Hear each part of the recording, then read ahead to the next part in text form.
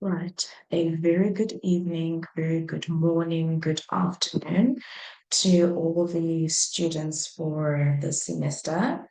So today's lesson, which primarily focuses on study unit 1, is going to look at the narrative discourse. In other words, we're going to be looking at the narrative text, the story and narration, and theoretical concepts or theoretical terms associated with interpreting a narrative text of your choice.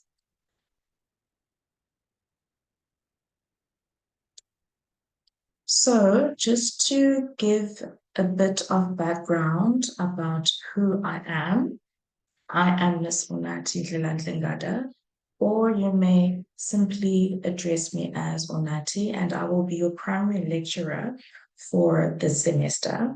Just to summarize this this biographical sketch that I've provided, I'm basically an academic author and playwright. I've written quite a lot of creative writing text, novels, short stories, poem collections. I've also written and directed two hybrid plays. Currently, I am completing my PhD in English Studies through the English department at UNISA.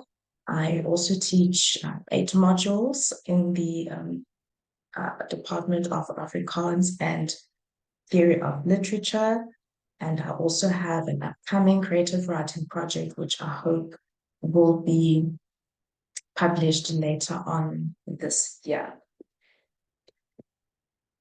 So, a very important disclaimer for today's lesson is that please go through this lesson in conjunction with your study guide and also the prescribed materials. In other words, this PowerPoint presentation, please do not see it as the Holy Bible as you start preparing your assignments and also for your exams. Remember to use this lesson and study it with your study guide, which is very, very comprehensive and explains theoretical concepts associated with interpreting a narrative text. So, what are the aims and outcomes for this module? This is going to sound slightly repetitive because I did post this on my modules, but sometimes it's very important to reiterate this so that you are fully aware of what is expected from you as a student and how can you excel this module, which is very, very stimulating at a third year level. So the aim of this module, you need to familiarize yourself with theoretical concepts or theoretical terms that are applicable to interpreting a narrative or perhaps a dramatic text of your choice.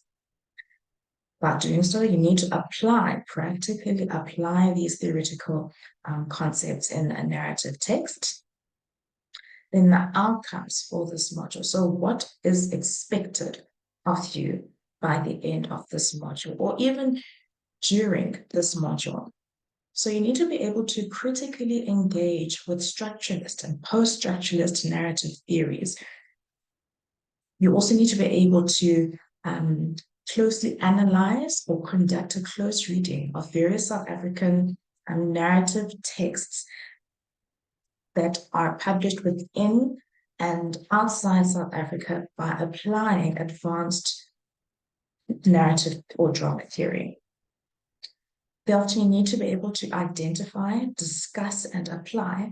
Please take careful note of these key terms: identify, discuss, and apply formal and cultural components that explicate South African narrative texts and also other narrative texts.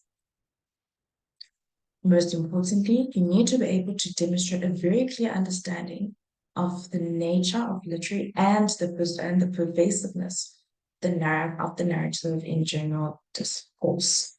So, key terms that we're going to be discussing in this lesson: the narrative discourse, structuralism, post-structuralism, modernity, modernism, postmodernity, apologies for that, and postmodernism. Okay, so these are the central key terms that we will be looking into in today's lesson. So, first aspect, first key term, as I would like to put it, is the narrative discourse. So when we say it contributes to the narrative discourse, what do we mean when we say, or when we use the term narrative discourse? In other words, what is a narrative discourse? So when contextualizing this essentially means how a narrative text is told, or the structure and the organization of the narrative text. It is also the use of storytelling or narrating events, experiences, or even sequences of these events in that narrative text done in the following ways. It is coherent, well-structured. Okay. The narrative text also communicates, or is able to communicate all the events or the story underpinned by a theme or plot. The narrative text, it plays a very important role in shaping how we see ourselves in this particular aspect. I would argue how we see ourselves as readers and also spectators placed within society that we live in.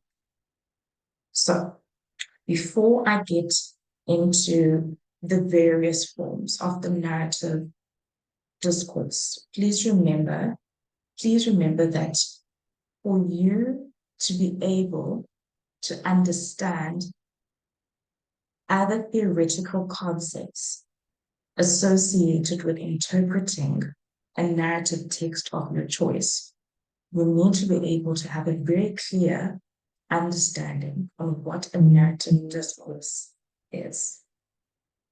All right. So when we look at the various forms of the narrative discourse, we have folk tales, personal stories. These are often from an author's point of view, either self-reflective in a creative way, or even self-reflexive in a creative way. Fictional narratives, historical accounts, narrative text that is marked by certain historical events. And please remember that all of these serve a different purpose and also context. With that in mind, please remember to complete activity 1.3 in your study guide. I do strongly recommend that you complete the activities in your study guide for you to be able to perform quite relatively well in this module. So the next aspect that we're going to be looking in is contextualizing post-structuralist and structuralist theories that are applicable in the narrative text. So let us look at structuralism versus post-structuralism. So the common thread between these two theoretical concepts is that they are both applicable in surrounding literature and art. So in other words, they are explanatory modes of discourse. So if we were to signpost structuralism in the historical context, this originated in the 1950s, and its theoretical principles were marked from Discourse series, apologies for mispronouncing that, structural linguists. So structuralism, in essence, is a movement that drew from the following: Russian formalism, semiotics, and this idea that literary texts are underpinned or marked by elements that are a part of a science system to build on how we analyze and also understand text, in this case, a narrative text. So according to Jeanette, the purpose of structuralism is to basically develop a poetics, and I'm just going to read this word for word according to Jeanette. Develop a poetics which would stand to literature as linguistic stands to language and would therefore not seek to explain what individual works mean, but would attempt to make explicit the system of figures and conventions that enable works to have the forming and meaning they do. So, bring all of this and also Jeanette's context. What does this mean? So, structuralism, it is a self-regulatory system. So, as opposed to diachronically, it is studied synchronically.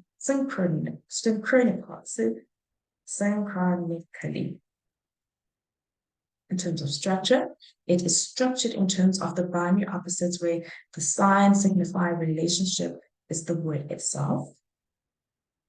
It is very arbitrary, conventional, and also differential. And the meaning of the word is regulated by the signification of its user. So keywords that summarize what structuralism is that it's a self-regulatory system. It's structured, it's marked by the sign versus the signifier, and also marked by the signification of the signifier. So now that we have understood or we have gained insight into structuralism, let's look into post-structuralism. So what is post-structuralism? So this is a philosophical movement that began in the 1960s. And when we discuss this theoretically, this movement is quite influential in a wide range of theories and philosophies such as deconstruction, post-colonialism, feminism, cultural criticism, literature, and psychoanalysis. So in essence, post-structuralism is marked by prominent theorists in the study of literature or theory of literature, such as Derrida, Deleuze, Lyotard, Butler, Houghton-Miche, Foucault, Christie, and the list simply goes on and on and on. So theories that are applicable to post-structuralism are characterized by the following. Again, all of this is tied to the narrative text. An emphasis on mediating the function of language and perception, also the knowledge production, the indeterminacy of meaning of the narrative text, as well as the function of language. It also rejects universalism. It is also the instance of the history of knowledge. And to summarize these three key points, emphasis, rejection, and instance, there they are. So, next aspect we're going to be looking into is contextualizing the postmodernist and modernist theories that are applicable in the narrative text. So when we talk about modernity, it essentially, in a historical context, it refers to a historical period that was characterized by social, cultural, and technological change, which is quite significant. And this is often associated with industrialization, urbanization, and globalization. So to summarize what modernity is defined by a period of social, cultural, and technological change, which marks the transition away from the traditional living styles to more modern ones.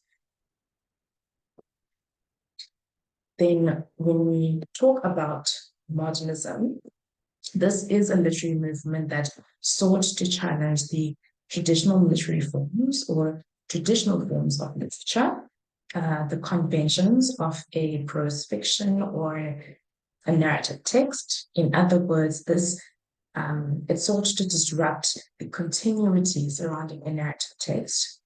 It also subverts the conventions of syntax in a narrative text. So modernists in literature sought to capture these uncertainties and complexities surrounding modern society, and as such, they explored themes of fragmentation, alienation, and also the breakdown of values and beliefs, traditional values and beliefs.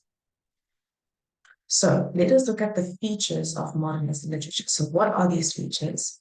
So this is just a quick recap of what the essence of modernist literature is, which is a departure from literary conventions, and as such, it embraces innovation, experimentation, and throughout engagement with the modern world that we live in. So, for the purpose of this particular lesson, I'm only going to mention um, the the features of modernist literature, and I'm not going to unpack these at length.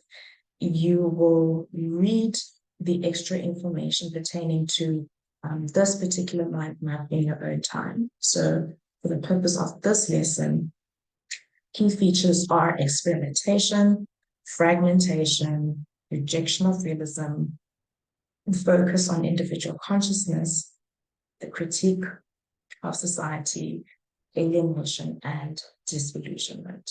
So all the extra information that pertains to the key features, please read them in your own time.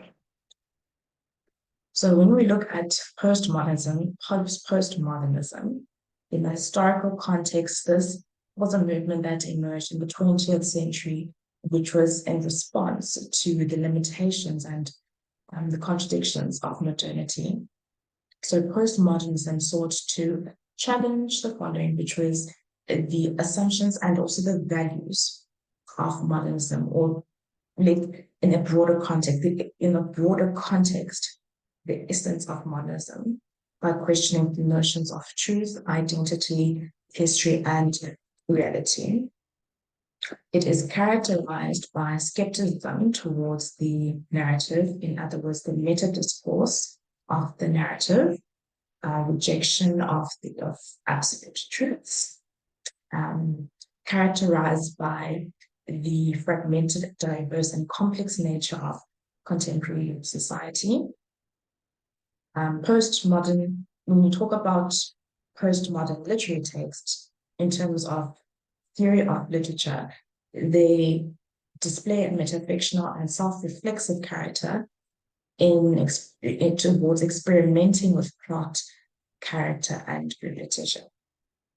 So a postmodern literary text embodies characteristics and themes that are associated with the postmodern movement.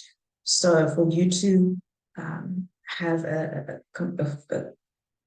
complete understanding of what a postmodern literary text is, you should have some background on what postmodernism is, what did it challenge, and what is it characterized by. Postmodern literary texts, they also challenges the traditional structure of a narrative text by questioning the nature of representation and reality. It also engaged with issues surrounding language, identity, and also power in a number of ways. So, features of postmodern literature. Again, a quick recap. First, just remember that postmodern literature is defined by its subversion or refusal of conventional literary norms, and its acceptance or lean towards fragmentation, ambiguity, and self-reflection.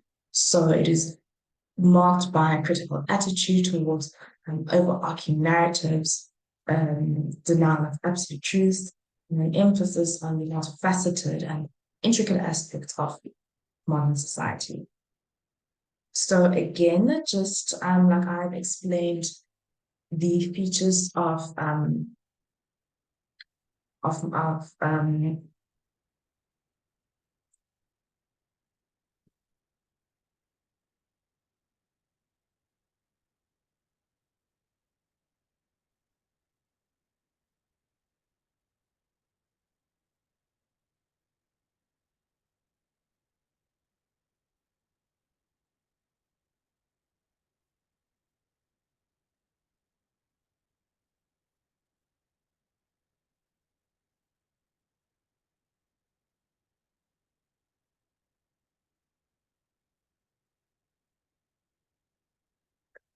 Right, apologies about that. So just a quick recap.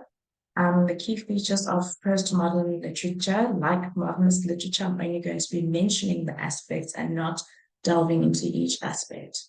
So the first one is metafiction, fragmentation, intertextuality, parody and prestige, fragmentation and non-linear narratives, deconstruction of the language and meaning, and also skepticism towards the narrative text. Last but most importantly, if you have any questions, please do not hesitate to contact me. That is my email address. Thank you so much for listening in. Bye for now.